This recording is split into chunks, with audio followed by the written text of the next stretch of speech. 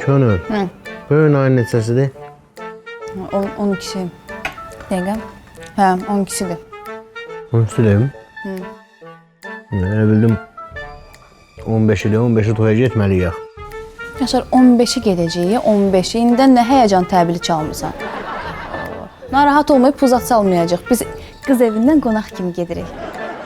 Pula görə demirəm, Deyirəm, sən dur indidən hazırlaş ki, heç olmasına 15-nə kimi çatdırasan, ana bildin?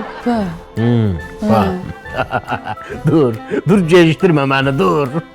Adı dur da. Bəstə! Yaşar, mən hazırım. Yaşar, 2 saat mən səni gözləyəcəm. Dur, əynini geyində tez ol.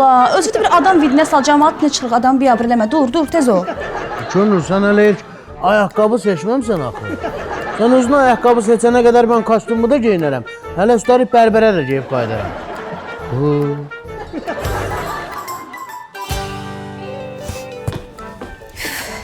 Yaşqa, mən ayaqqabımı da seçdim. Tam hazıram. Dur. Olsa gecikir. Dur da Yaşar, orada yeyərsən də. Könül, mənə bilirsən nə maraqlıdır? Nə? Sən hər şeyi belə uzun-uzadı seçirsən, yoxsa yox? Hə, Yaşar, mən hər şeyi seçəndə bu qədər uzun-uzadı fikirləşirəm. Bircə özümə ər seçəndə bu qədər fikirləşməmişdim. Onun da nəticəsi göz qabağındadır da. Ayso, hər seçəndə belə uzun-uzadı seçdiydin, gərək biz 70 yaşında evlənəyik.